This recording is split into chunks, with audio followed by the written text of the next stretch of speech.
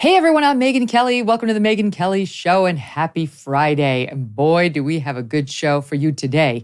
Coming up, former Hollywood star Kirk Cameron on his new plan to fight back against the censoring of conservatives in America, including himself.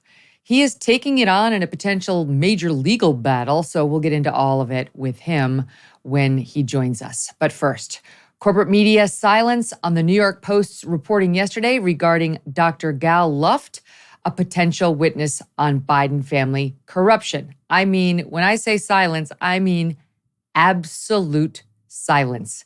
They won't cover this story. Dr. Luft released a video making pretty damning allegations against President Biden and his son Hunter. And yet in the media, crickets. The reporter who broke the story, Miranda Devine of the New York Post, joins me now. Hey, subscribe to the show on YouTube and follow me on Facebook, Instagram, and Twitter. Like many people, I'm eating healthier these days, or at least trying to, and that is why I love good olive oil. And by good, I mean fresh. Olive oil packs the most flavor and healthiest nutrients when it's fresh from the farm. And that is the problem with supermarket olive oils. They're not fresh. They can sit on the shelf for many months growing stale. That's why I like my olive oil direct from small, award-winning farms, thanks to a guy named TJ Robinson, also known as the Olive Oil Hunter. When I first tasted TJ's Farm Fresh oils, I fell in love with their vibrant, grassy flavors. They're delicious on salad, veggies, pasta, meat, fish, you name it.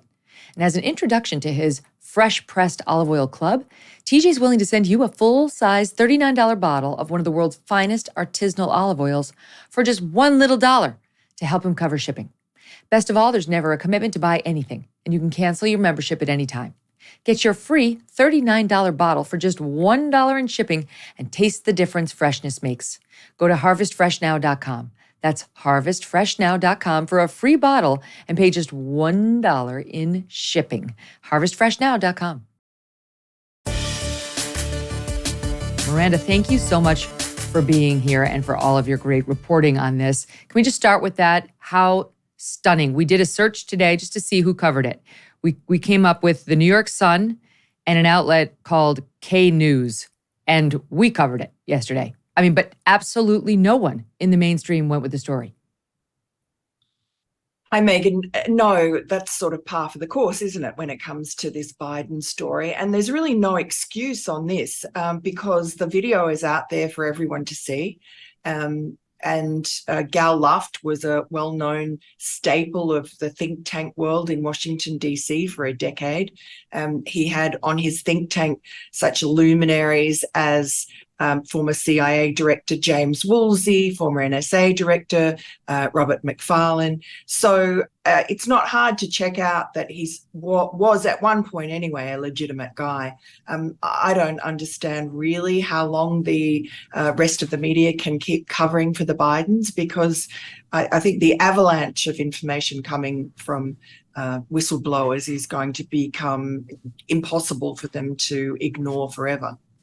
We looked just to see in his past, in the not too distant past, he appeared or was cited by NBC, NPR, Newsweek. I could go on. Yeah. He's been treated as a credible authority by these mainstream news organizations in the past, but now that he's alleging he can testify to corruption by Joe and Hunter Biden and can provide the specifics on it, and had a meeting with 6 officials from the FBI and DOJ in Cyprus in 2019, completely ignoring. And it's not just, I know they hate the Post, but as you point out, the guy's on videotape.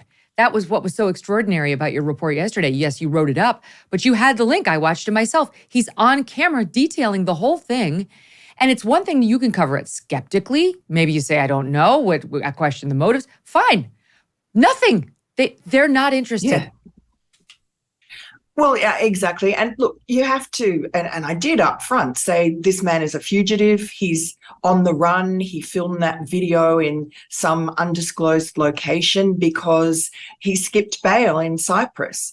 And now his explanation for that is that he says that he was only charged with gun running charges, which he says are ridiculous and he's innocent of, and FARA violations, being a foreign agent violations. He says he was only charged to keep him quiet. And it is true, I have confirmed with James Comer, the head of the Oversight Committee, that they were talking to Gal Luft, the Israeli professor, and before he was arrested, after he was arrested, before he skipped bail, and wanted him to be a witness. And James Comer also told me this week they would still like him to be a witness if they can figure out some way of doing that. So his story seems to check out in all sorts of ways. And as you said, he's already given his allegations to the government in March of 2019. They flew 4 FBI agents and 2 prosecutors from the Southern District of New York to Brussels to meet with him for 2 days, for something like 14 hours, to get his information. So obviously they thought he was a credible witness then. They must have treated him seriously to spend so much time and so much money on that episode. And yet they never seemed to follow up on it. They never seemed to investigate it. His information was buried. They didn't interview, for instance, he mentioned Rob Walker, who was a Biden family associate, that he said all the money from this Chinese company was being funneled through. Well, it took the FBI 21 months to actually interview Rob Walker, and only because they'd been told by multiple other sources that Rob Walker was the guy who the Chinese were paying and who was then funneling dribs and drabs to at least 3 family members. We know about $1 million came to the Biden family that way because James Comer now has the bank accounts and the bank statements, and he's made them public. Is it possible, because this was Trump's DOJ that went out to Brussels and met with him in March of 19, is it possible they met with him and said, this guy's full of it? You know, they did check it out internally that, you know, we would know nothing about, and said, we don't believe him, let's move on. And we actually might think he's a criminal, let's pursue that. And then he got arrested, you know, this past spring. And the reason they didn't follow up on the allegations about Hunter and Joe is that to the extent they kicked those tires, they deflated quickly. Yes, and that's certainly something I always keep in mind with all of this. You know, you can go the conspiracy route, or you can try and say, well, let's look at this as if there's no corruption inside the DOJ and the FBI. Maybe they did track down everything and they found that there was nothing to it. Unfortunately, the pattern that we saw with Gal Luft has been repeated across about 5 different sources, whistleblowers or whatever you want to call them, witnesses who have told the DOJ, the FBI, the authorities about allegations, about evidence to do with bribery of the Biden family by multiple different countries. So Gal Luft is talking about China. We have others who've talked about Ukraine, including Bud Cummins, who's was the U.S. Attorney for Arkansas, and he was no longer, he was in private practice when someone came to him with some allegations about money going to the Bidens that was for a bribe, for a quid pro quo from Ukraine. He brought that again to Jeffrey Berman, the U.S. Attorney for the Southern District of New York at that time, and he says that was never investigated. He was never followed up. But what he did find a couple of years later, when he was informed by Apple, was that the FBI had gone after his cloud, had a surveillance warrant. They were spying on all his text messages and emails. And, you know, that's a pattern we saw also with Rudy Giuliani. Unbeknownst to Rudy Giuliani, he also was being spied on by the FBI from pretty much the moment that he became Donald Trump's personal attorney, right through to the election. And during 2020, when he received the information from the laptop repair shop owner that he had the laptop and that it had a whole lot of incriminating material on there, especially about Ukraine, the FBI had full access to that email from John Paul MacIsaac to Rudy Giuliani, because they were spying on his cloud.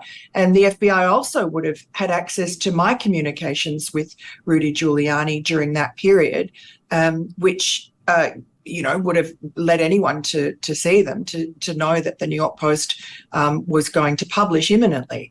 And I mean, how far do you want to go? You could even say, well, the FBI had the laptop since December 2019, and they went to the social media companies and pre-bunked our story, saying that expect a Russian disinformation hack and dump before, in October, before the election, probably to do with Hunter Biden.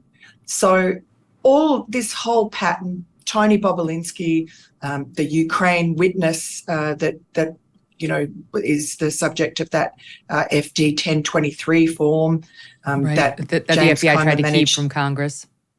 That's right. So, Gal Luft is one piece of the jigsaw puzzle. You could maybe dismiss him, say he's just a fugitive. But what happened to him has happened to at least 4 or 5 other people. It's so disturbing when you lay it out the way you just did. And let's not forget the meeting with Gal Luft happened in March of 19. It was December of 19, as you point out, that they did have the laptop. And we know that they buried that. So it's like, even if they thought Gal Luft may not have been telling the truth or had an axe to grind, more and more confirming allegations in the lane of corruption, at least, came in. And we've yet to be given a full explanation for what they did with it. In fact, now we fast forward to today, and he gets this sweetheart plea deal that brushes off the tax charges and the gun charges, and there's nothing on corruption. And while they gave him a fig leaf of, well, the investigation's ongoing, the U.S. Attorney in Delaware, David Weiss, it's ongoing, which allows Hunter to not give testimony before Congress. He can just plead the fifth because he can say, there's a criminal case ongoing against me. I don't have to speak to any of this. Do we really believe it's ongoing? Do we really believe David Weiss or anybody else is actually investigating Hunter/Joe corruption other than House Oversight Committee? I don't think that they are investigating Hunter. There may be other family members, other aspects of the investigation that are ongoing, but you can't have much faith in anything that happens under Weiss's direction because of what we heard from not one but 2 IRS whistleblowers about the slow walking, about the obstruction from the Department of Justice, about the mixed messages that came from Weiss and the Attorney General about whether or not Weiss had full authority. Actually, they didn't call it full. They had an interesting word for it. I think it was ultimate authority, which is, subtly different if you're a lawyer from full or complete authority. Ultimate authority means, after a whole lot of steps are taken, then at the end of those steps, you have authority. And obviously, those steps were not taken for those most serious charges or those most serious allegations to do with the Ukraine payments, anything to do with FARA violations, sort of Hunter or his other family members acting as foreign agents, or other corruption issues that traced all the way to Joe Biden, such as who is the big guy. All of those were involved in a lot of the early charges. And as the IRS whistleblower Gary Shapley, who was the supervising agent for this tax investigation in Delaware under Weiss, as he testified, once they were not able to charge those offences in Washington, D.C., and also in the Central District of California, because the U.S. attorneys there, appointed by Joe Biden, refused to allow them. Once those charges were off the table, all you had left with was a couple of little misdemeanors.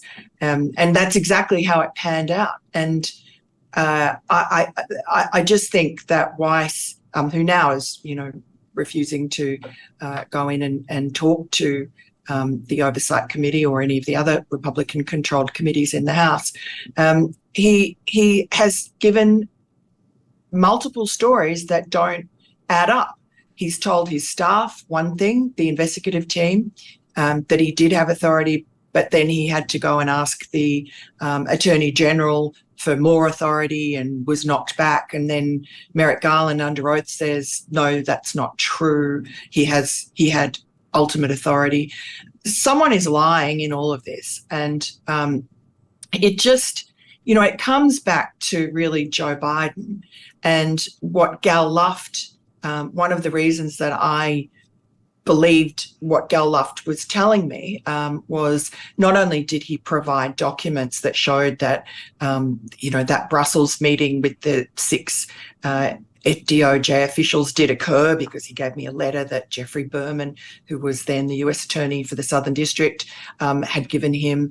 And he gave me emails between his lawyer and the then acting Deputy Attorney General Richard Donoghue, when he went back, sent his lawyer back in October of 2020 to reiterate those allegations. Also, Gal Luft told me information that I didn't publish at the time when I first started talking to him a month or so ago, because I thought it's too explosive and I can't corroborate it. He told me that Joe Biden had met with these Chinese officials from this Chinese energy company in a hotel in Washington, D.C. And I thought, well, I just can't publish that.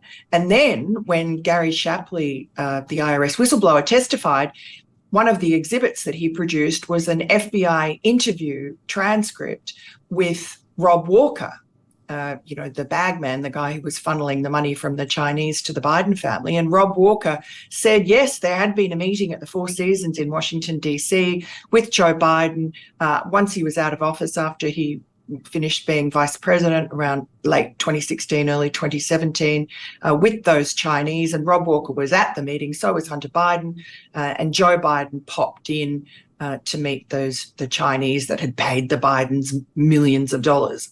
So, his story is checked out every which way, Gal Luft. Mm-hmm. So I don't know whether the allegations that he gave to the DOJ about the bribery, I don't know if he had, some other way of corroborating it. He also said there was Hunter Biden had a mole in the FBI, nicknamed One Eye.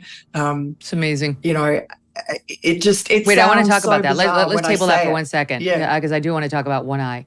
But right, so we don't know whether these allegations that Gal Luft is making are true, but pieces of his story have been checking out for sure, as you point out. Not just some random witness saying, yeah, Gal's a truth teller, but actual documents, correspondence with the FBI and the DOJ that's been submitted in congressional testimony and elsewhere. You tweeted out that letter that he received from the DOJ confirming this meeting that they had in Brussels on March 25, 2019. People can look at it right now if they just follow your Twitter.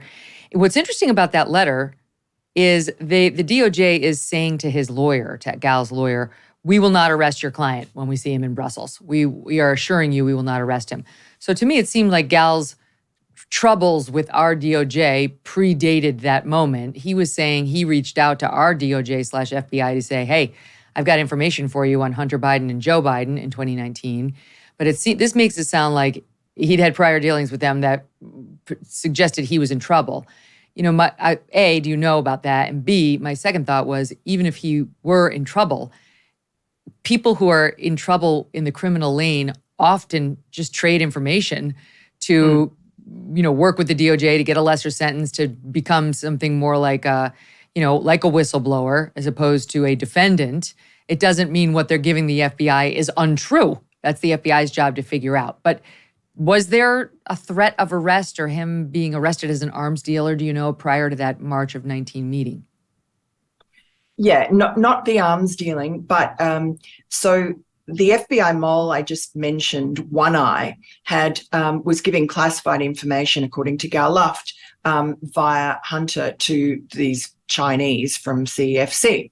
And at one point, the information they were tipped off to was that the FBI was investigating them.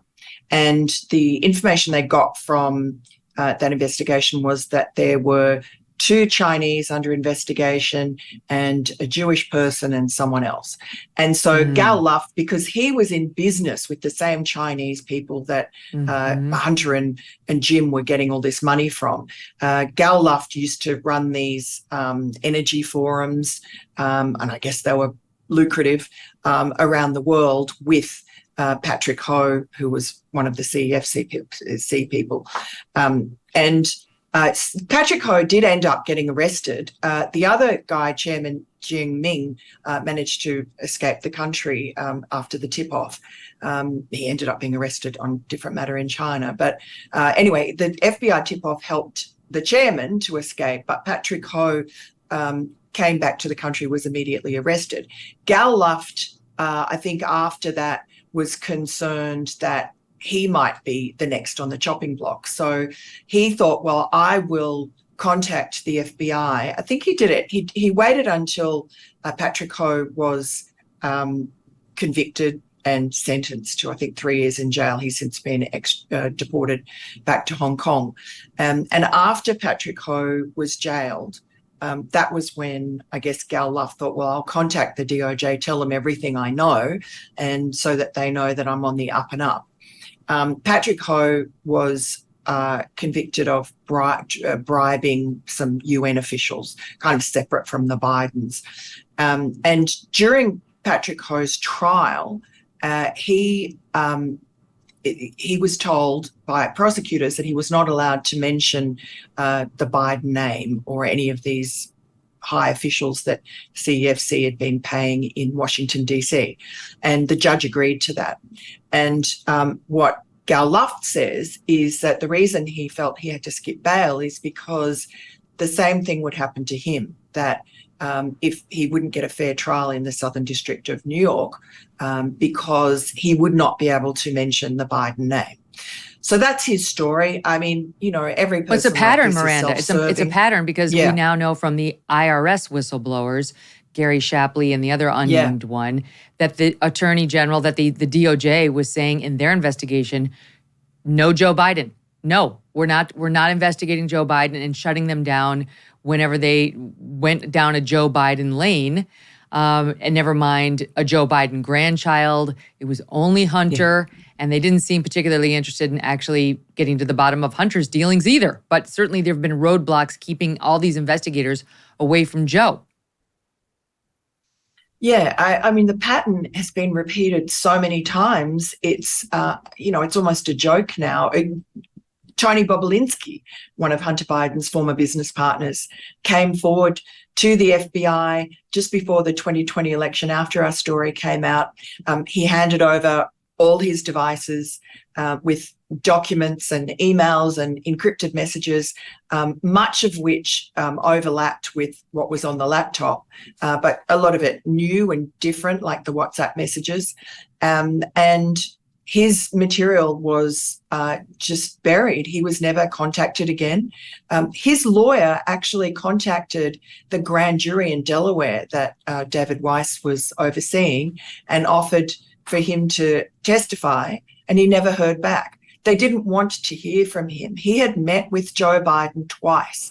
Joe Biden was vetting him to be the CEO of this joint venture with this company, CEFC. That was after Joe Biden stepped down as vice president, I have to say. But the work that the Biden family had been doing for CEFC around the world, opening doors and using the Biden name to extend the Belt and Road Initiative, that had been going on during the last 2 years of Joe Biden's vice presidency. It's just that the money was slated to be paid, according to Tony Bobulinski, after Joe Biden was no longer vice president. And what about that? What is the significance if Joe Biden, Jim Biden, Hunter Biden had a deal with this CEFC, this Chinese energy company, very, very closely linked to the Chinese government, that if he had a deal as a private citizen to take money from them in order to try to use the Biden name to open doors for them, would that have been relevant if Joe Biden had not run for and become president after that? I guess not. I guess a private citizen. But the real problem with this is that Joe Biden was involved in the influence peddling scheme before that. He was facilitating it. This was something that he'd been used to doing for 5 decades, since his earliest days as a senator in Delaware, getting favors from donors, in return for favourable legislation to them. The credit card company MBNA comes to mind.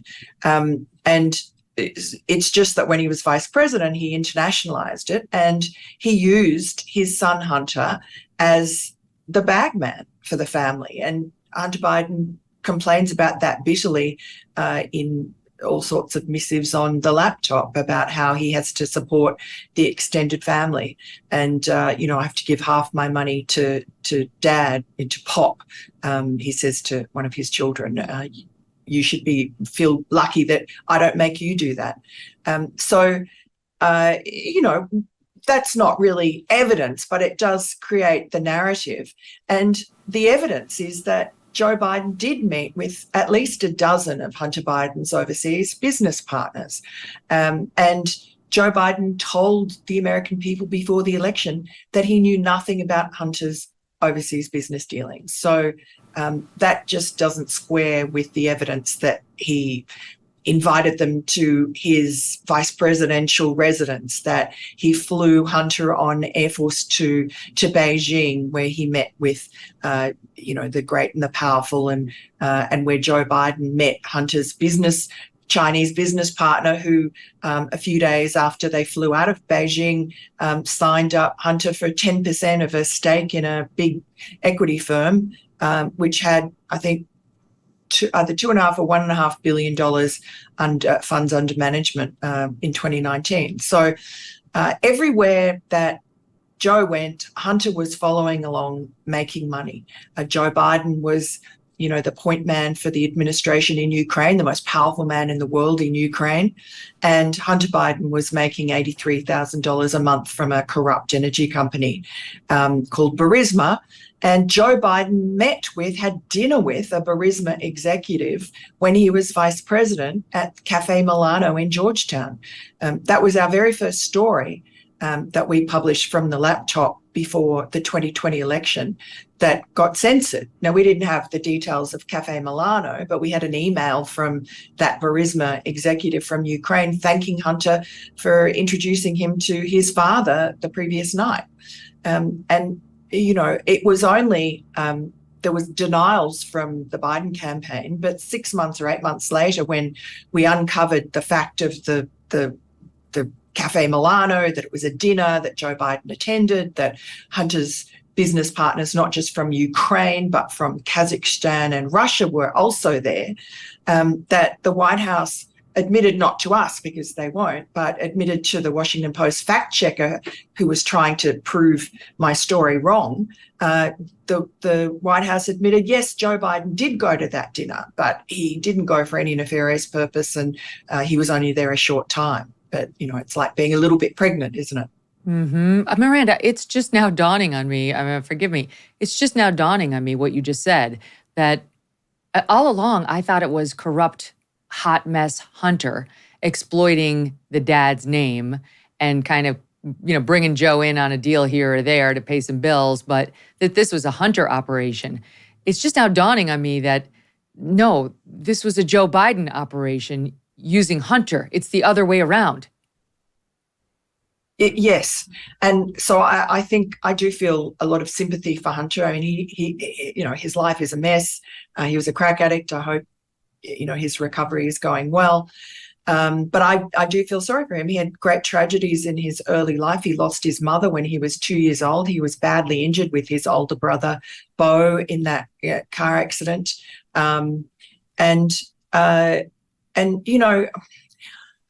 Joe Biden has had this image that he's carefully cultivated for many decades of being such a good father and family man, and a man full of empathy because of the genuine grief he himself has suffered, losing his wife and his baby daughter in that car accident. But I also look at the photos from his swearing in. He didn't have to go into the hospital room where his little bandaged boys were lying and have them in the foreground of these photos as he was being sworn in. He could have done it out in the corridor.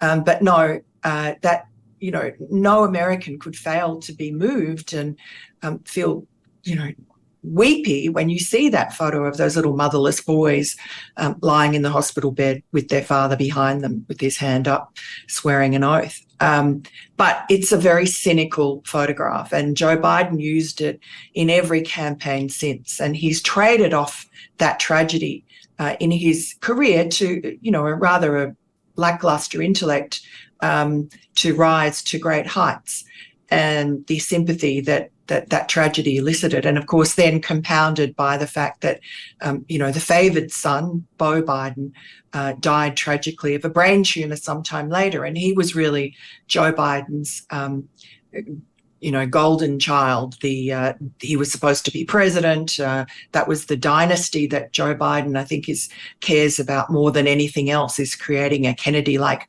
dynasty. He even has a sort of Kennedy-like compound in Delaware, where he sort of plots his presidential runs. So there has been tragedy in the family, but I don't see a lot of empathy really in Joe Biden, because he's exploited his son. I mean, that seems a very harsh thing to say, but it's what I've observed. And, for instance, Hunter Biden did have an addiction problem that, you could expect maybe from someone who suffered early childhood trauma. And so what kind of a father puts his addicted son in front of gushing torrents of unaccountable cash, which is exactly what was happening from Ukraine, from China, etc. You would keep your addicted son away from that if you really cared about them. Oh my gosh, these are amazing points. This is giving me just a whole new lens through which to see this entire story. And this is exactly contrary to the way the media portrays him, and he portrays himself, as you're pointing out. I'm thinking now even about Beau Biden, and how when Joe Biden was thinking about running for president, he said Beau Biden, wanted him to do it, like a deathbed wish. And now that he is president and he refers to his son who has passed, he says that Beau died in Iraq, trying to ratchet up the sympathy I guess we're supposed to feel. But of course, Beau Biden did not die in Iraq. He died from a brain tumor that may have been linked to some of the things that he was exposed to in Iraq. We don't know, but it's just these little manipulations that tug at your heartstrings that are actually incredibly cynical and not a lovely example of a loving father. And, we could talk about the unacknowledged granddaughter now. And, while still the team around him meets and strategizes over how to keep that out of the news and to dodge reporters' questions. I mean, you can just see the whole thing coming together. It's dark. Miranda, can you stick around? There's a lot. We didn't get to the one eye. I want to talk about Abbe Lowell's letter defending that's Hunter's lawyer. He's now attacking the whistleblower, and the whistleblower's lawyers fighting back. And now Hunter's team is raising new doubts again about the laptop as not legit. That's your story. So stand by. We're going to come back with Miranda. What a day. Isn't this unbelievable? This is riveting. She's riveting. She's got so much information. And unlike a lot of us, she remembers it. She delivers it linearly. I love Miranda Devine. Okay, we'll be right back with her. I want to tell you about the amazing extreme altitude wines from the Bonner Private Wine Partnership. These flavors go great with any hearty meal and meat you're likely to serve. They are unlike any wine you've ever tasted. Blackberry, leather, smoke, little dark cherry. The wines are almost impossible to get on your own. The producers deep in the Andes Mountains make limited quantities. But now I have a great offer for you. If you visit Bonner, Bonner, privatewines.com/MKS, you will not only get wine for over 50% off plus free shipping, you'll also get a bonus bottle of small batch limited production wine from their exclusive wine cellar. That's 4 bottles for the price of 3. It's a deal that's hard to turn down if you're a wine lover like I am. They've cut out the middleman so you won't pay a big markup. Just visit bonnerprivatewines.com/MKS to claim your bonus bottle and become a part of America's most unique wine club. Miranda, let's talk just a little bit more about Gal Luft, because one of the things that he revealed and you revealed in your reporting was an allegation that when he met with the FBI and the DOJ in March of 19 in Brussels, he revealed to them some of what you and I just discussed, specifically that the Bidens had a mole inside the FBI who was funneling them information that might be relevant to their friends in China at the CEFC, that Hunter Biden passed that information along to these friends at the CEFC. And as you pointed out, it led one to flee the country and another one tried, but he got caught and he was tried and found guilty over here in America. That alleged mole, according to Luft, was named One Eye. And that's the person who is tipping off these Chinese associates. Now, that has led to a lot of speculation that it's Louis Freeh, who used to be the FBI director, and thanks to an accident he had, only has one eye. However, he left the FBI as director in 2001. He was there under Bill Clinton. So he's no longer in the FBI, though obviously has connections. So what do we know about this One Eye? And we also know Louis Freeh is close with the Bidens, which is another reason why people started thinking about him. But, what do we know about his connection, if any, to all of this? Look, yes, and I think Gal Luft certainly thinks it's him, but that doesn't mean that it is. And I want to be careful and not traduce anybody by name. I think Gal Luft has been told something by his Chinese business partners who also are in giving money to the Bidens and are close to Hunter Biden. It is possible that Hunter Biden certainly must have had a mole in the FBI somehow, because that information was true, that the FBI was investigating Patrick Ho and the rest of the CEFC crowd. And they were shortly, arrested. Patrick Ho was arrested. So seems that tip-off was accurate. But whether or not it was actually, Louis Freeh or someone with one eye, we don't know, because Hunter Biden does tell a lot of different stories to different people. And it could have been that, and also we know that there are other FBI names that are on the laptop. There were other FBI, including a corrupt, Charles McGonigal, who's been charged with corruption, who was the head of the New York counter-intel office of the FBI at one point.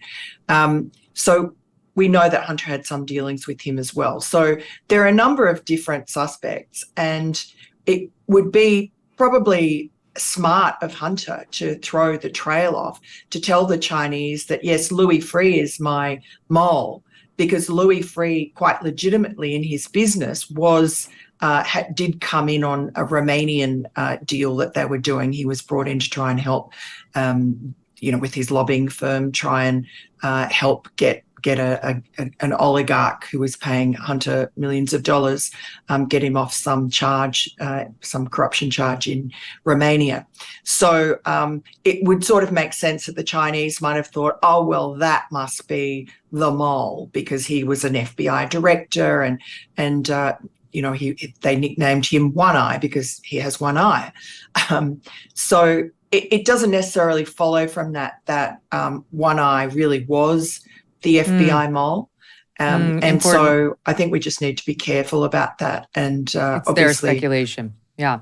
And by the way, my team is telling me it's possible Louis Freeh has two eyes. It's just that he has suffered an injury that makes it look like he only has one. Yes, we'll put a picture that's up. right. So in any event, we don't know. That's important. And we've been careful not to impugn Louis Freeh either. But that's the speculation that's gone rampant online in the wake of this guy coming forward, Gal Luft, and offering his testimonial. So good to know. Let's shift gears a little bit into the IRS investigation into Hunter, because when it landed with a whimper, we had these two IRS whistleblowers come forward to say this whole thing is BS. The fix is in. We were stopped by the DOJ from doing a real investigation. This guy, David Weiss, who's the U.S. Attorney for Delaware, was stopped from bringing more severe charges in California and in D.C., and he told us at the time that he was being stopped and that the DOJ wasn't being that cooperative, even though now David Weiss and Merrick Garland are on the same page saying, oh no, I have ultimate authority, and if I need more, I can always go to Merrick Garland. It's a lot of lawyer legalese language if you read what they're saying.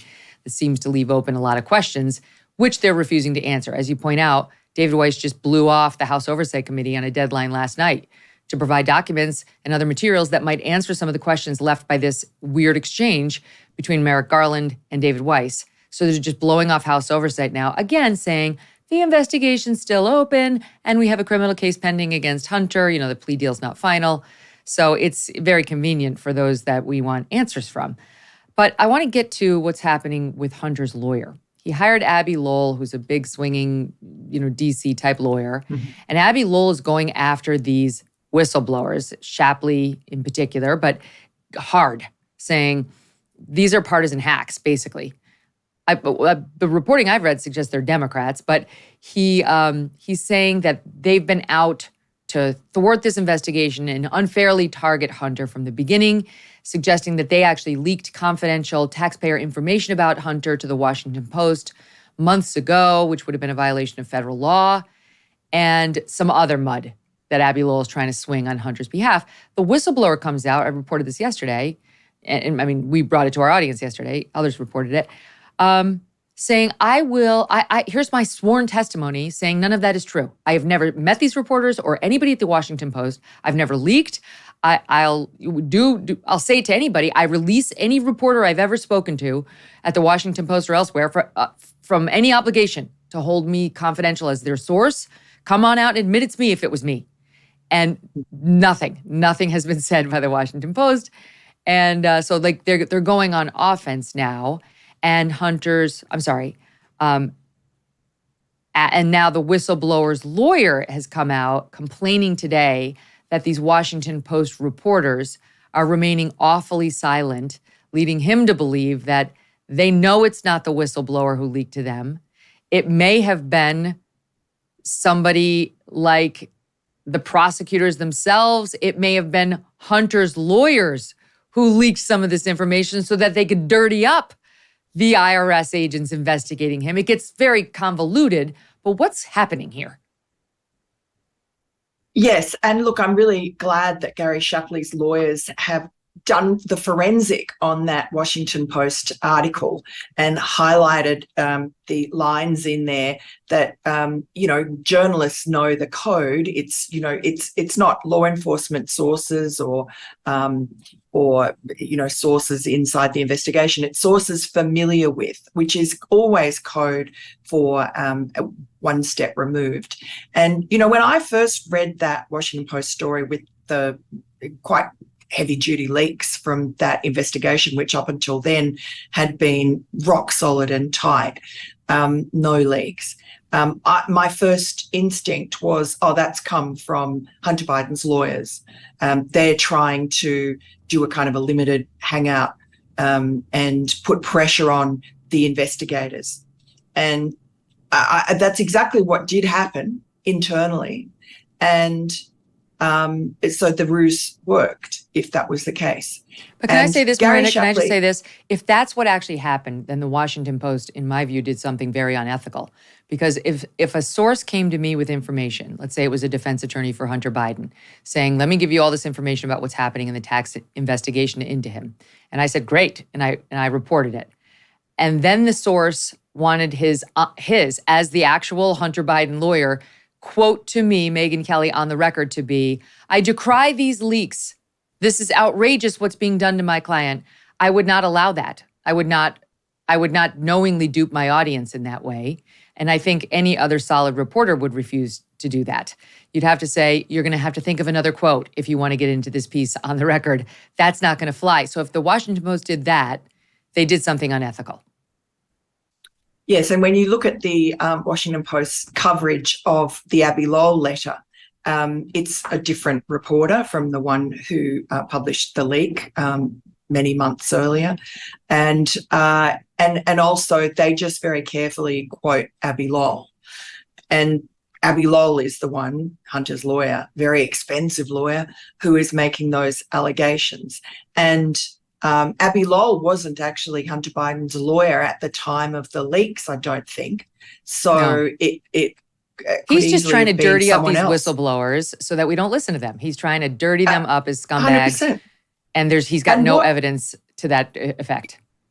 No, and what whistleblower, if Shapley had been the leaker, he certainly wouldn't sign a sworn statement and say that he wasn't the leaker and make No, this that turns it such into a public felony. issue.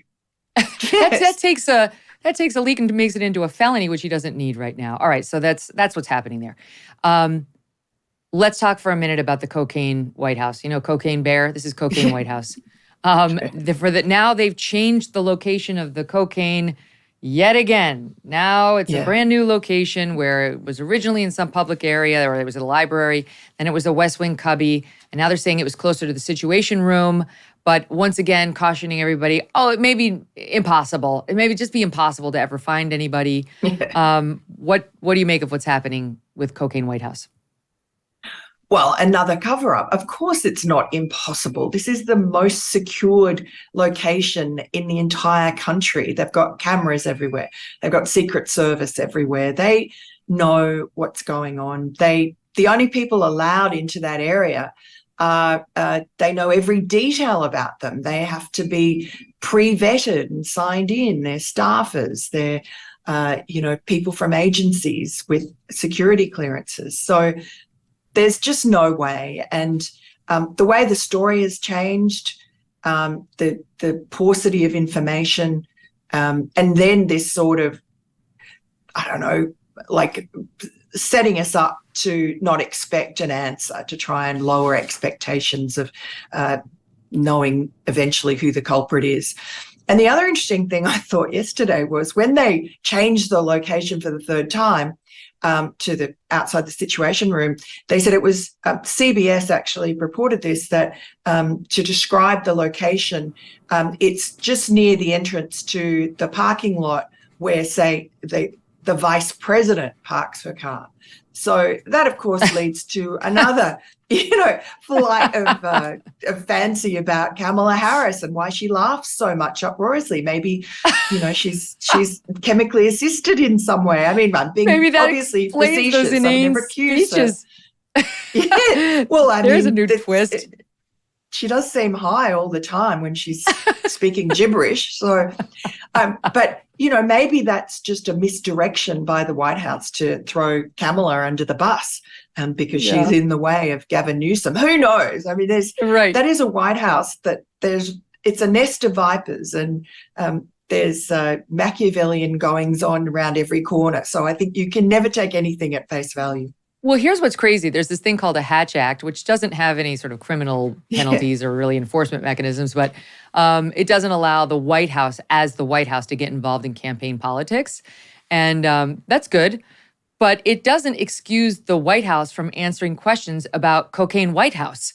And yet they tried to rely on that. We only have the audio tape of it, but here's the deputy press secretary on audio, Andrew Bates, trying to invoke the Hatch Act yesterday as a reason why he couldn't get into Cocaine White House. Listen. Former President Trump has made some pretty wild posts recently on social media. One of them was that the cocaine found in the White House had belonged to either the president or his son. Are you willing to say that that's not the case, that they don't belong to them? I don't have a response to that because we have to be careful about the Hatch Act. Okay, because Trump said it, you can't respond to whether it's true because of the Hatch Act? Nice try.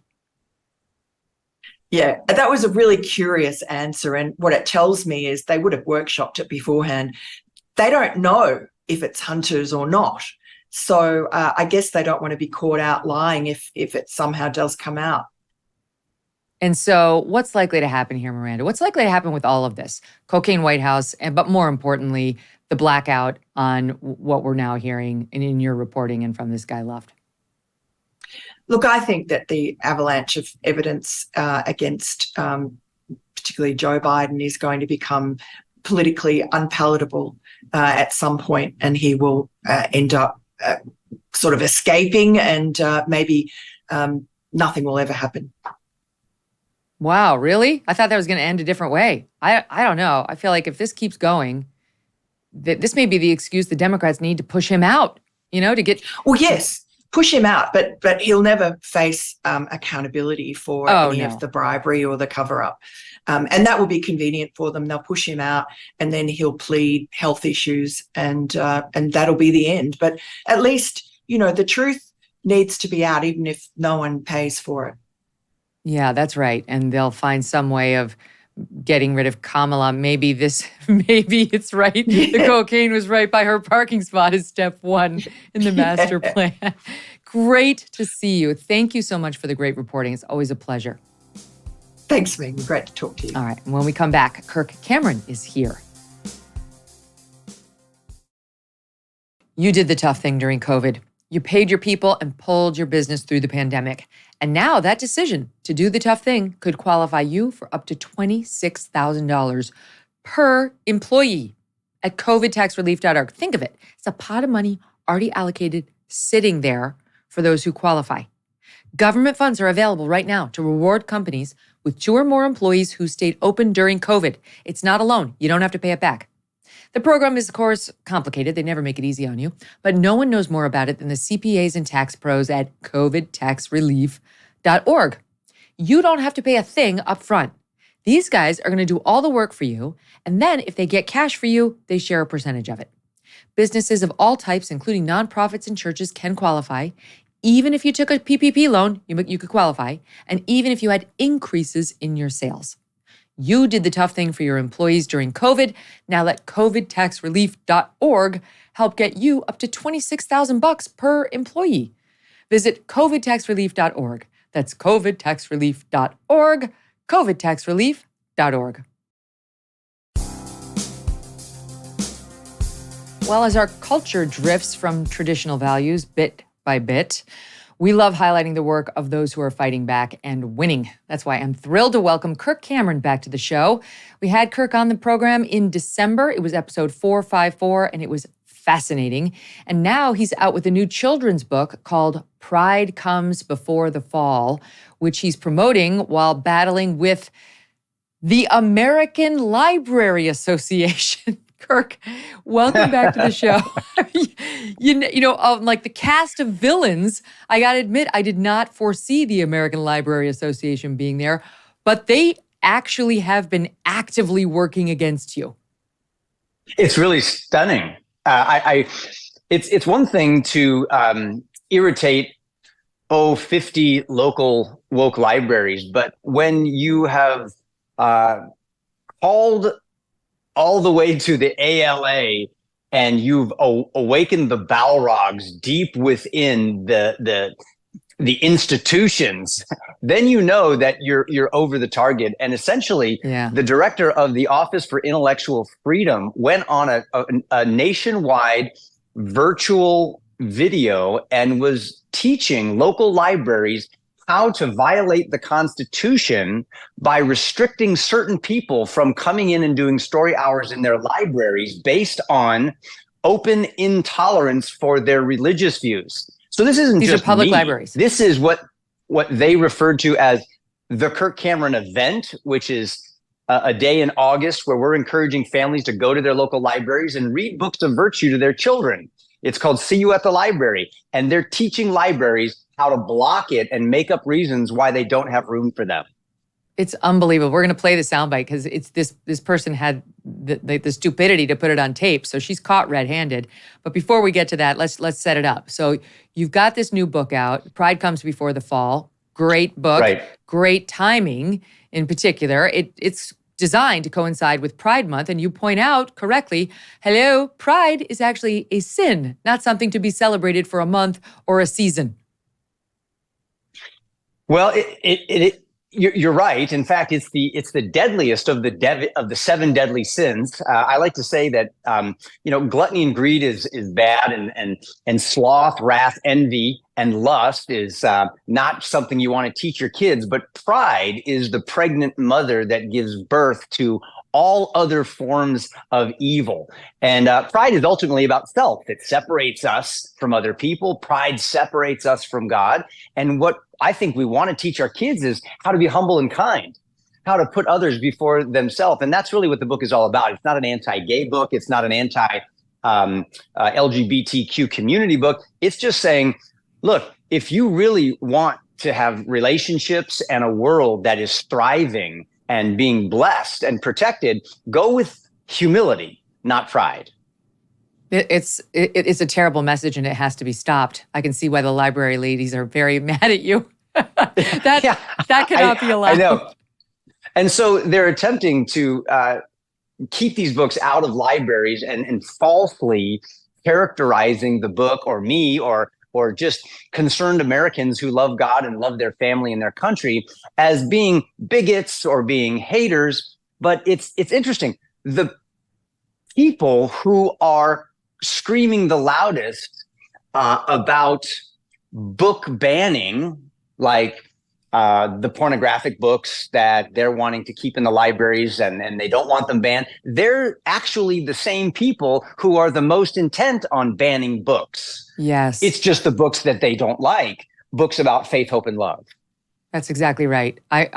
We'll talk about it in 1 second. I want to tell you, I've got another one for you. For your second edition, you can do one on envy. And you could base it potentially on this story I was telling my little guy about a month ago. I was tucking him in, and he's like, tell me a story. So I said, okay. And, you just make something up on the spot. And my story was about this little boy who was desperate to make the basketball team. And he knew that there were better players on the team. And so he intentionally sabotaged them. Like he threw little little pellets through their basketballs. He threw marbles on the basketball court so that they'd slip and fall. He undermined them. And you know what happened? He didn't make the team, and it didn't work out for him. Then the next season, he tried out again, and he had gotten no better. He hadn't practiced. He hadn't worked on his own game, but he tried once again to hurt the other players.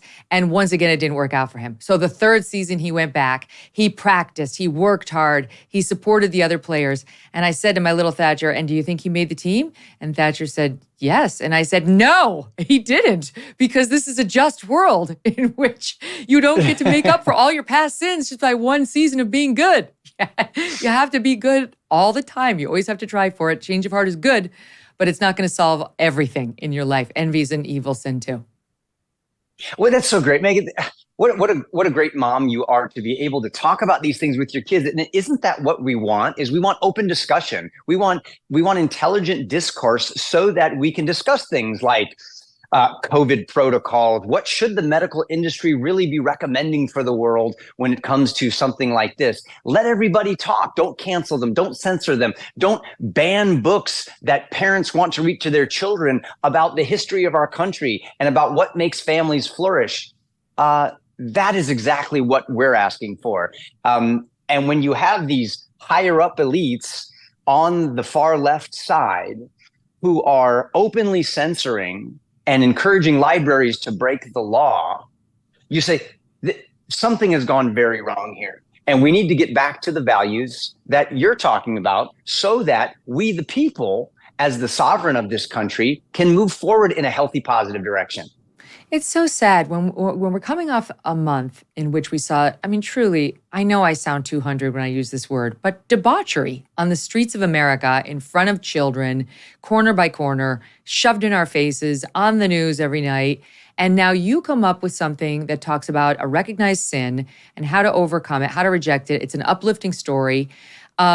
It's too offensive to make the public library. And then you try to organize one day, it's August 5th, in which others across the country could go into their public library and have a reading of such a book. Doesn't have to be yours, of whatever could be yours. Books, and really, what could be any book you want. Any book of virtue. And this is what's so offended the American Libraries Association, that, as you point out, the ALA director has decided that they need to stop you. And here's just a little bit of how she suggested it be done. SOT 7.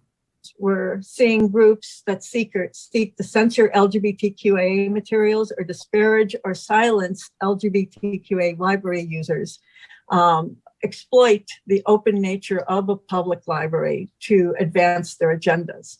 For example, right now, Brave Books and Kirk Cameron are conducting a campaign to take over libraries on August 5th. The First Amendment does not require the library to even offer meeting room spaces. So this, in regard to the Kirk Cameron thing, you are not obligated to offer public meeting room spaces or invite the public in to use the library. You can make a priority for library-sponsored programs. And what if your library decided to offer a whole host of programs in its meeting room on August 5th, making it unavailable for the public?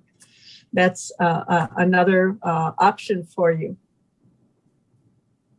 That is unbelievable. What if your library happened to have other programs making it unavailable for them to come to your library? So this is all about keeping control of the libraries in the hands of librarians. And the way you do that is by making up things that aren't there to block families from reserving a reading room for their own kids. Oh my gosh. I mean, isn't this wonderful? Megan, this is so great. She just brought up the First Amendment, saying it doesn't require you to offer meeting spaces. I have a copy of the Constitution right here. The First Amendment actually says Congress shall make no law respecting the establishment of religion or prohibiting the free exercise of that religion or abridging the freedom of speech or of the press or the right of the people to peaceably assemble. That's precisely what she's recommending local libraries do, is block people from peacefully assembling in a public library to speak about and exercise their sincerely held values about loving God and loving their community. She said like pretty much every piece of the First Amendment. And what's so great about this is it pulls back the curtain and it shows you that the great wizard that is got all these signs and wonders and powers and all these things that is scaring everybody and making them think he's so powerful is really a group of people who are breaking their own laws. I mean, their stated purpose at the ALA is to protect the rights of all people to have access to information regardless of their views. That's what the drag queen stories are all about. Mm-hmm, Except, of course, that's precisely what they're not doing when it comes to people like you or me or millions of others who want to talk to their kids about faith, hope, and love. So my question to the ALA is, guys, why all the hate? I thought this was supposed to be, I thought I just learned the rules. It's about diversity. It's about equity. It's about inclusion. Why are you excluding us? Mm-hmm. And it's not just you. I was talking with a friend of mine who was saying at her local library in Connecticut, she went in and they had gender queer and they had the whole line of gender books that, you know, are not really appropriate for young ones, but fine. Okay, it's a public library. There it is. It's up to the parents to screen there. And she asked whether they happen to carry the line of books being put out now by Bethany Mandel. You know, we've got a couple of these books, but they tell great stories about like Ronald Reagan and Margaret Thatcher and some more right-leaning leaders of the past. And the woman said no. And so my friend offered to donate the books. You know, I'll get them for you. And she said, we're not interested in that line of books, right? No, we're not interested. Yeah, right. Well, I think that this is a big wake-up call for us. I think this is a time for us as moms and dads and grandparents and business people and politicians and clergy and everybody else to say, who are we as citizens of the United States of America? I mean, are we going to go back to this document called the Declaration of Independence? the Declaration and the Constitution? Are we gonna understand the roots that nourish the tree of liberty and produce this sweet fruit of economic opportunity and educational freedom and political and spiritual freedom and liberty? Or are we going to cut those roots off and let the tree shrivel, and we're going to start eating the rotten, pithy, bitter fruit of socialism leading to communism, and it's going to be an authoritarian government that leaves you with no liberty? And then what will all these people do when they finally come for them last? There won't be any of these folks who think that they can just run around doing whatever they want. They're going to, at the end of the day, have to submit to the leadership of someone. And I don't think that should be any narcissistic authoritarian government or dictator. I think the smartest thing to do is to say, how about the loving God who made us and gave us this beautiful earth and a country and allows us to live in freedom if we do the right thing together with one another? Well, I have a good idea for the people out there interested in helping you on this August 5th effort. Again, it could be Kirk's book, it could be any book, but you should call your local library and say you want to reserve the meeting space to discuss books that speak to family values, perhaps genderqueer, perhaps others. We'll see. Then you'll get the meeting space because that's in line with her plan. Then you show up with Pride Comes Before the Fall and let it rip. Yeah, that's a great idea. And even better, if you go to bravebooks.com and look for the See You at the Library tab, you can not only get my book for free, but we'll show you how to set up step by step your own story hour for your kids in your community and how to actually get around some of the roadblocks that your local library might be putting in front of you. And I'm going to get on a Zoom call with everyone who's doing this. I'm going to answer your questions. And together on August 5th, we, as the hobbits of the Shire of the United States of America, are going to be engaged in a battle against the orcs. And we are going to win. I can't wait. So please join us. Go to bravebooks.com. Well, I confess, I too was subjected to a book ban in my Thatcher's third grade class. They had the parents come in and do a reading. No, it was second grade. It happened last year. Second grade class, they had the parents come in and do a reading. And I really wanted to read this book about gas. And the teacher wouldn't let me. Oh, no. I have the sense of humor of a 9-year-old boy. I understand what these kids would like. She shut me down cold, Kirk. That's right. I know. That too is a brave book. There's few things 9-year-old boys like better than bathroom jokes and books about gas. It's gold. It's absolute gold. Megan, speaking of 9-year-olds and kids, I went digging around in sort of the time vault that I have, and I found something that I thought you might like. Last December, we talked about you had a childhood crush. Big time. I think yes. I was part of that. I think you had something. You're the only to do fan letter I ever wrote. You're the only fan letter I ever wrote. And I think I never wrote you back. And I just thought I would try to make it up for you. I think I found one remaining Mike Seaver poster from 1986, and I signed it to, I don't know if you can read it. It says, "To Megan, my biggest fan, heart, Kirk Cameron." I can die now. Look at that with the suspenders and the exposed shoulders. That would have blown up my wall. If I can find your mailing address, I will wrap it up and send it to you for Christmas. Abby, right now. Have FedEx right, Abby. Text it immediately. Thank you for letting me create a fun and awkward moment like that. I love it. I can't see you on my screen, so I can't tell if you're blushing. But that's always my goal is to try to make the host blush, or because people are always trying to put me on. Knock me off balance, right? With sort of gotcha questions. So I thought I'd flip the script a little today. Well, no, I didn't blush, but I did smile from ear to ear, and that is going on the wall. That's going on the wall of fame, right next to my Dennis Rodman basketball signed by Dennis Rodman with a picture of Kim Jong-un. There you go. You're going to be in great company. I love it. And I love everything you're doing. This is a great effort by you and by Brave Books. Can I just ask you a question? I'm here. Abby's not actually in the room with me because she's back in Connecticut and I'm at the Jersey Shore for the summer. Are you following what's happening with the sharks? Because we get sharks here at the Jersey Shore, but not like what's happening on Long Island right now. I'm obsessed with this story. Have you been seeing what's happened on Long Island they had 5 shark attacks over the past week? I'm not up on the shark attacks. I've been hearing all about, Biden's granddaughter and de Blasio and all sorts of other things, but I've not been updated on the shark story. This one's more important. All right, I got to tell you something. Here's what's happening on the shores of Long Island. Not far from where I am, on the shores of New Jersey, off the coast of Long Island. This is the AP. Drones sweep over the ocean, patrolling the water for any danger that might lurk below the surface as beachgoers grow more vigilant because of a recent spate of shark encounters.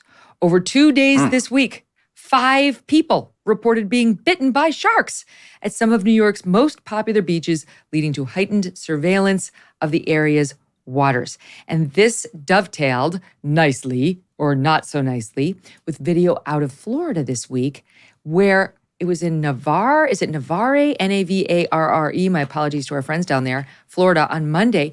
Look at this, Kirk. You can see a huge shark swimming right off the beach. It's the scene out of Jaws where kids are yelling, "Get out!"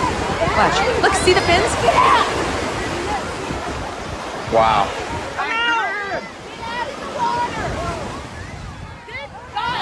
It is like a scene of Jaws.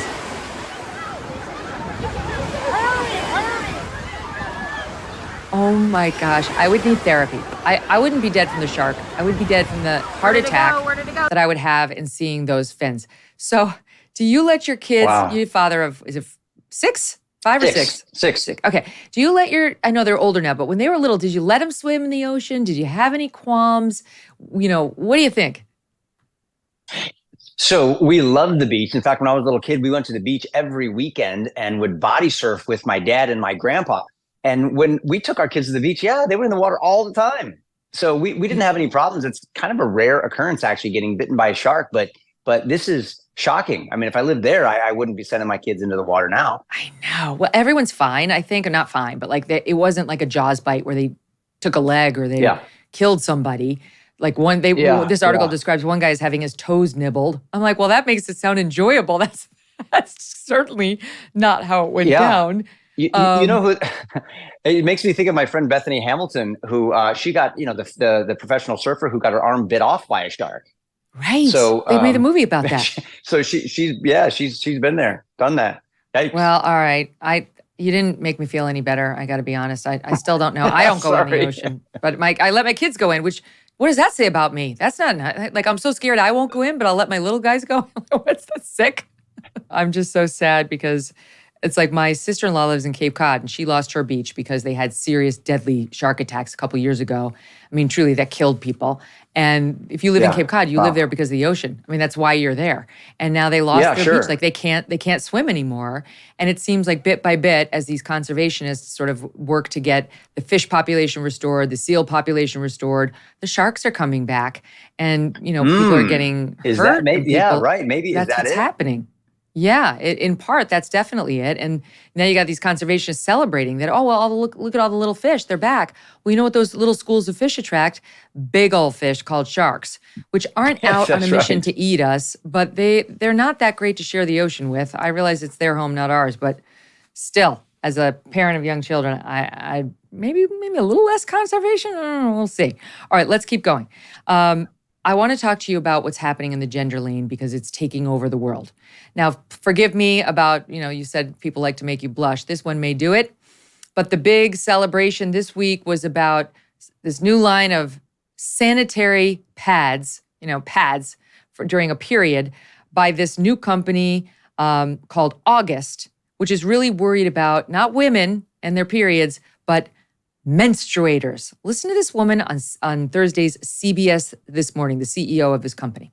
We are August, wanting a gender-inclusive name. On the back, it says we're here for everyone who menstruates. And I think especially in this age of transphobia, it really means a lot to us to be proudly a gender-inclusive brand. History and society has built up this stigma that makes menstruators feel so ashamed. Yes. It makes us feel like there's something wrong with our bodies. We're taught that period blood is this contaminable, disgusting Dirty, thing. nasty, Dirty. yes. And I think that it always breaks my heart to hear so many stories every day of young menstruators who get their period and have never heard about it. Can you believe? It really isn't funny. It's so laughable, but it's like we're not being. Are we being punked, or is this an actual reality that we're moving into? Calling them menstruators rather than talking about the reality of men and women. It's crazy. This reminds me of that trans flasher on the lawn of the White House not too long ago during Pride Month. And this is the kind of this is where it's heading, right? This is the kind of immorality and disrespect from this group of people who think it's okay for a man to flash his false breath, his moobs, right there in front of children, and say that this is the new normal for morality, that we're gonna free body parts so that everybody can enjoy them with us, and we're gonna have an entire month where people essentially are asking others to celebrate their sex life, who they like to have sex with. I just think that that's weird, and that's wrong, and we shouldn't be doing that. And if you want to do it, at least keep it away from the kids. Don't stick it in their face. No, the kids are target number one. I mean, we talked yesterday about how there's now this big celebration of men with their moobs trying to breastfeed upset infants who are not getting milk. And even though it may be possible with a ton of hormones and breast pumps and so on to do it, they're being celebrated. There was this ITV, a major broadcaster in the UK, that was celebrating a man doing this as the face of womanhood. The story was about motherhood, and they used a man with his moobs trying to breastfeed an infant. Then we find out this guy, there are pictures of him online with nipple clamps on his nipples. He's got a fetish, and now he's using a baby, apparently, to get after it. And now we find out today, here's another man who started a GoFundMe to try to buy breast pumps to help him lactate. Forgive me, it's SOT 10. I've always wanted to be able to lactate. And today, my doctor, after my EKG results, said that she's feeling confident enough to start me on this medication, Reglan. And it has some serious side effects, but I'm only going to be taking it for 2 weeks, up to 3 weeks possible. So within 2 weeks, I should be lactating. The rest is on me. I'm going to have to pump and keep a supply. This is the tough part. I have one pump. I need 2 pumps. And the amount of lactation, the amount of pumping that I have to do to lactate is going to require a better pump than what I got. I mean, I have electric pump, but I need the 2 of them, and I need them where they're more compact. And I'm going to start a GoFundMe. I need some help. Sick. I mean, it's truly Isn't evil. it fun when we try to play God, and we try to say, okay, let's just think here. Let's deconstruct the building blocks of reality and gender and biology and essential relationships for human society. Let's mix them all up and try something new. Isn't this leading us in a healthy direction? Oh my goodness. Terrifying. It really is evil. Well, and the ones that my heart goes out for the most are, yes, the people who are caught up in that kind of a confused web, and they're vulnerable to that kind of things, maybe because of trauma in their life. And that's why we need to have hearts of compassion toward people. And then think of our children who are growing up, and this is their normal. This isn't a weird and woke world that they're being introduced to contra reality. This is their reality. And that's what's so disturbing and concerning. For people like us, this has happened on our watch, and we're handing this down as a legacy to our children unless we reverse course. Megan, I brought something with me that I think can help us understand what we need to get back to. One of my favorite heroes of history his name is Charles Spurgeon. He was a minister in England back in the 1800s, and he said, "Don't waste any time trying to explain the crookedness of a stick. All you have to do is lay a straight stick beside it, and the work is done. Speak the truth, and error is abashed in its presence." And it's very difficult to explain to children today how crooked our society has become, because it is their normal, and they're being told that that is the plumb line for reality. What we need to do is hold the straight stick up for them as parents. And one of the things that I have championed for the last 10 years is something that is a national treasure. There is a monument that our forefathers and foremothers left us. The Pilgrims left for us the largest granite monument in America, and it's hidden in a forest in Plymouth, Massachusetts, right off of Cape Cod, and nobody knows that it's there. And it spells out their secret sauce recipe for building a free and just society with lasting liberty for generations. And I made a replica of it so that I could teach it in universities, to elected officials in Congress, to ministers in churches, and parents. I think I've got a picture here. Tell me if you see it. I gave it to your producer. Yeah, I see it. It's 81 feet tall, 180 tons of granite. It's the largest granite monument in America. Look how tall the people are standing in front of it. Here's a replica that I made of it, that I take around the country. And I'm going to give you a quick unlocking of this matrix of liberty to tell you, so that if we as a nation ever lose our way, our forefathers and mothers gave us the deactivation code for the woke matrix, and we can find our way back to liberty. Here's how it works. There's 5 figures, 1, 2, 3, 4, 5 around the base. The tallest and the most important at the top, her name is Faith. She's pointing to heaven. She's holding the Bible in her hands, and she's got a star on her forehead representing wisdom. They said that if you want to have liberty, you must start with faith in God and in his word, and God will give you wisdom so you can reason about how you do your society. And the first manifestation of that scriptural biblical wisdom is right here. And her name is morality. Morality is holding the 10 commandments in her left hand and the scroll of Revelation in her right hand. But they didn't believe, Megan, that morality was an external standard imposed by a king or the government. It began with an internal transformation of the heart through the gospel. And I know that because under her chair on the left, it says evangelist. The gospel would be preached. A person would turn to God because they recognized God's love for them. It would change their heart on the inside, and they wanted to be good. And then you had the external standard written in the word of God so that they never got confused about it and exchanged evil for good and good for evil. That then becomes the moral foundation for your laws. And there's the man of law, the judge, seated in the judge's chair, holding the book of law in his hand.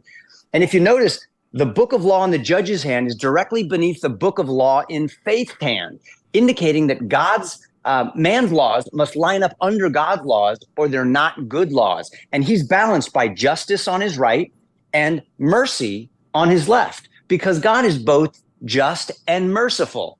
Once you've restrained evil in your society, now you can do the sacred duty of educating your children. You got to pass this on to the next generation.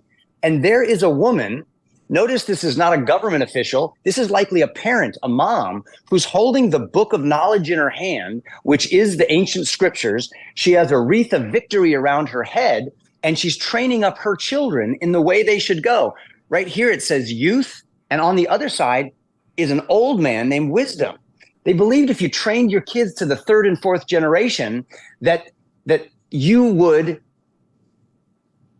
produce the desired result, which is not only wisdom, but liberty. And there is the liberty man seated in his chair.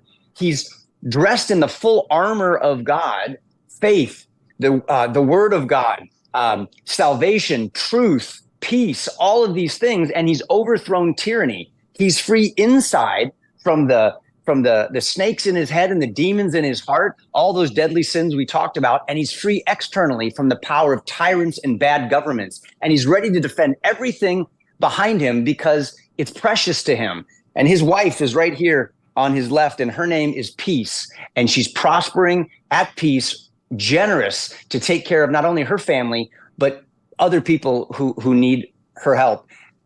How many of you who are watching this think we should get back to these values in the United States of America?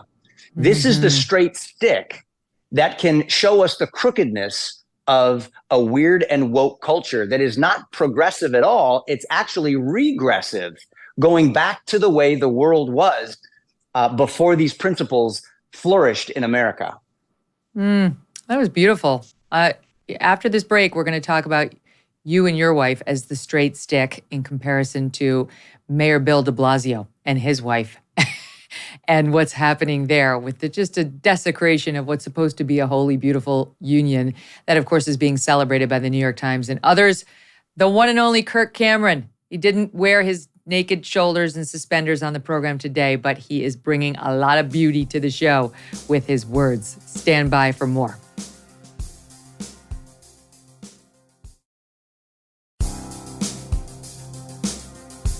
Before we get to the weird marriage of Mayor Bill de Blasio, I've got to talk to you about Hunter Biden and this love child, Navy, who he had with a woman out of wedlock. She had the baby, and she has had to pursue him for 4 years to acknowledge his parental responsibilities just in terms of finances. You know, we've been talking a lot about the amount of money he made thanks to Ukraine connections and China connections through his dad. He apparently didn't want to use 1 cent of any of that to support the child that he fathered.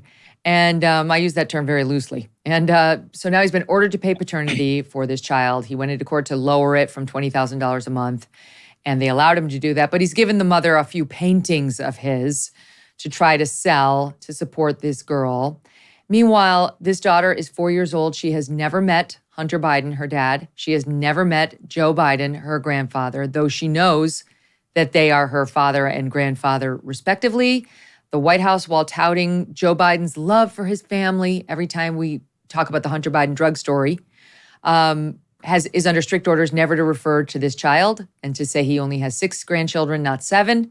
The White House staffers have reportedly been briefed on that. They're not allowed to bring her up. Hunter won't acknowledge her. What do you make of it? Wow. I think of the character quality here that we see that's lacking, and that is honesty, transparency. We want that from our president. We want that from anyone who's representing us in powerful places.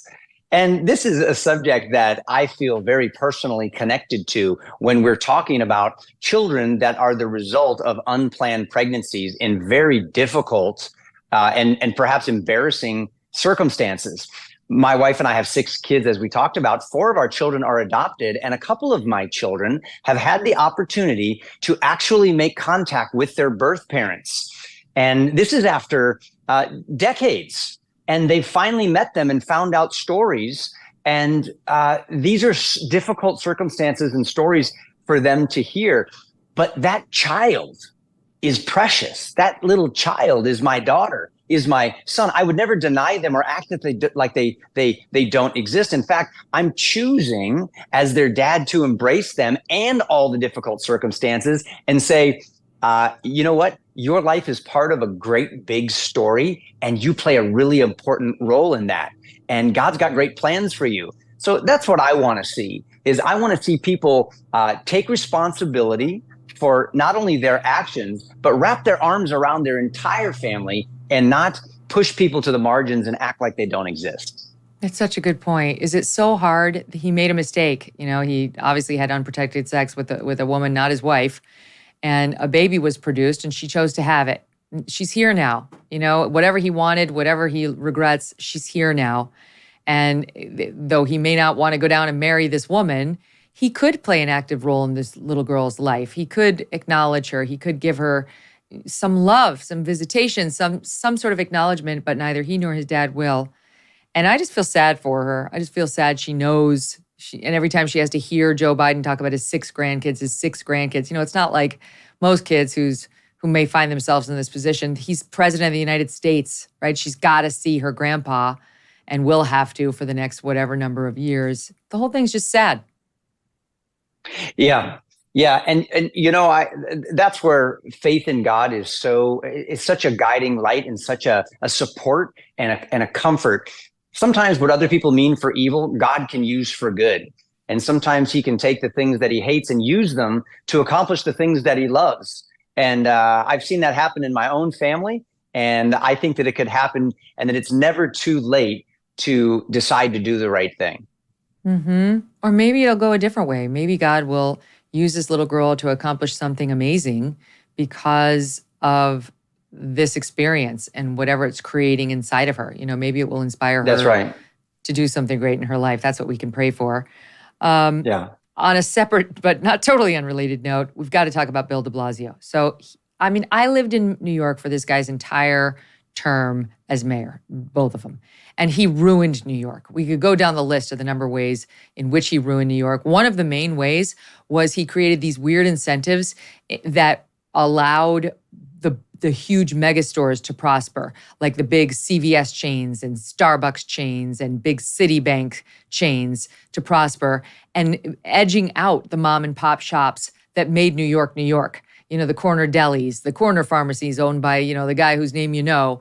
And the streets of New York changed dramatically as a result. And then that's not even to touch on the homelessness, the drugs, and then ultimately the defunding of the police and the demoralization of the police, which changed the streets of New York. So you would think that even the New York Times, which fully understands what he did to Manhattan and the 5 boroughs entirely, would be a little skeptical of giving this guy a fawning profile.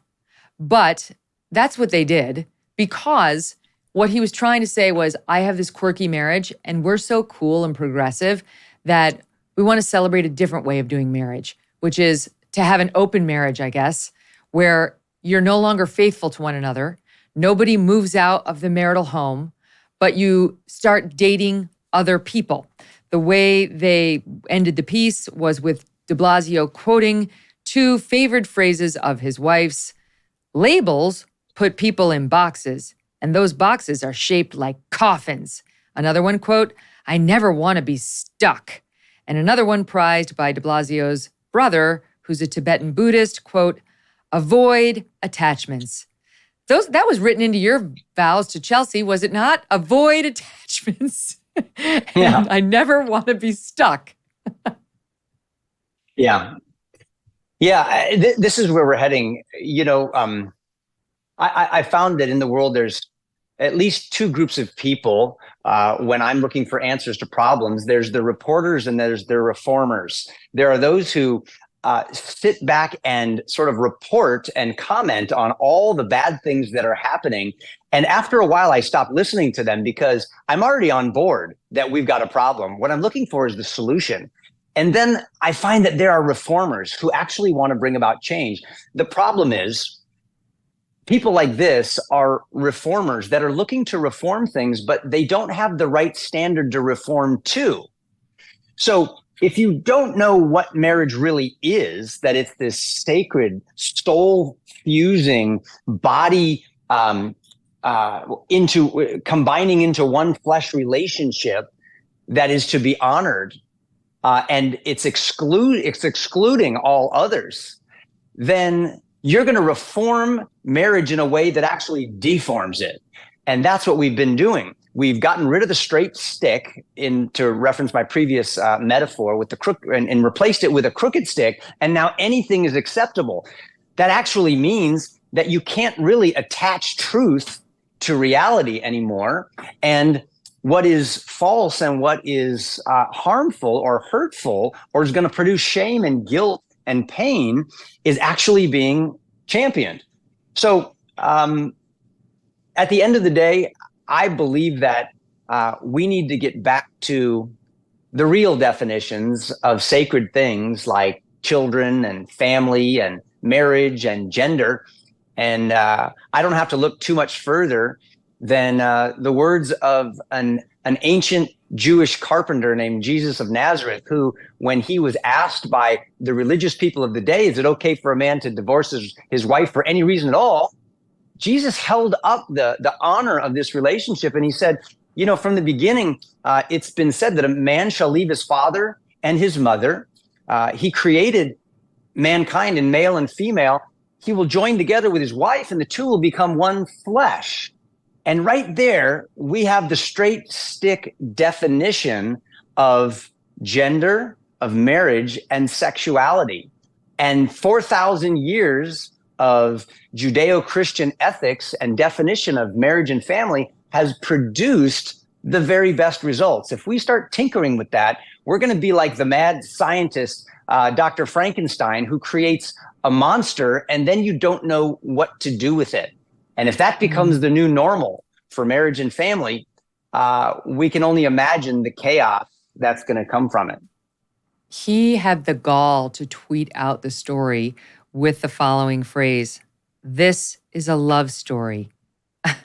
It's not a love story. It is nothing that I recognize as love. If you marry someone and you have a troubled marriage, or you decide after all your years together you don't want to be with them, I do believe in divorce. I've had one, although I'm guilted over the fact that I haven't yet had it annulled. I've talked about it on the show many times. I'm working on that. But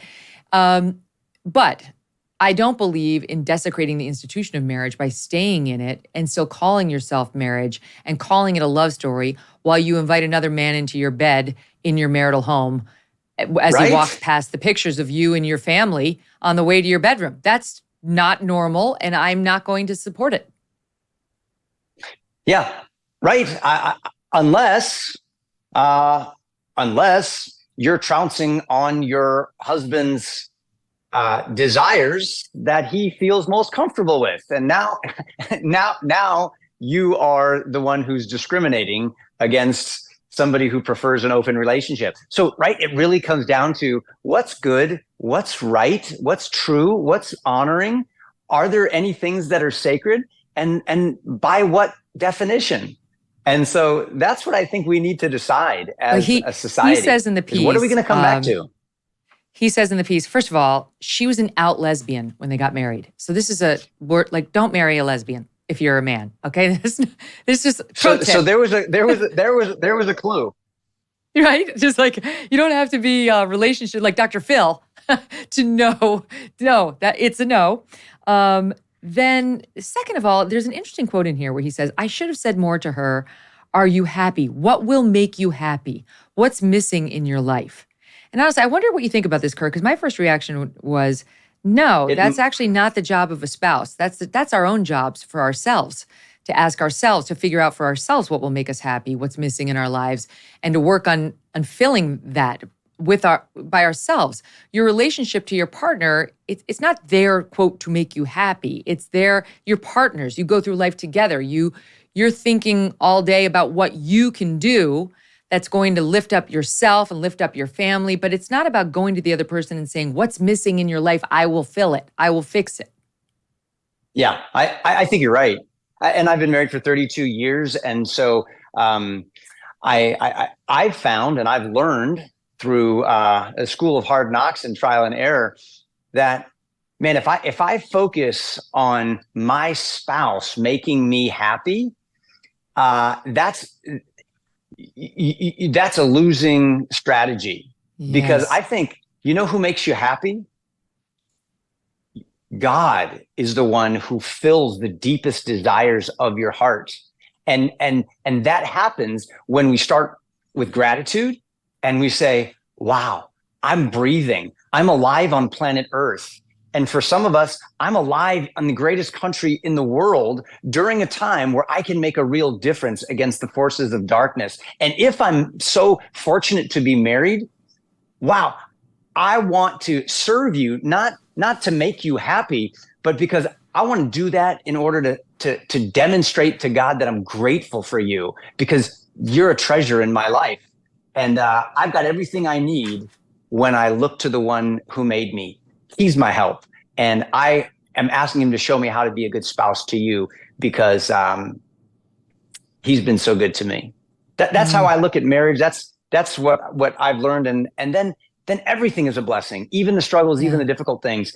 And, for those who have gone through a divorce, I think divorce is a sweet, welcomed rescue from abusive relationships, dangerous relationships that have been broken by people's unfaithfulness. And I think there's no judgment there. But I love that you said we want to honor what marriage is, what it can be, because it's really a beautiful thing.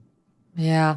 And, they say that they're going to stay together, but they just don't need to possess each other. This is going to fail. I'm on record. This will fail. They will wind up divorced. This is not sustainable. Look to what Kirk and Chelsea have done. That's a much better straight stick. Kirk Cameron, all the best. So nice to have you here. Go get his book and Great. support him in the library cause on August 5th. Take care.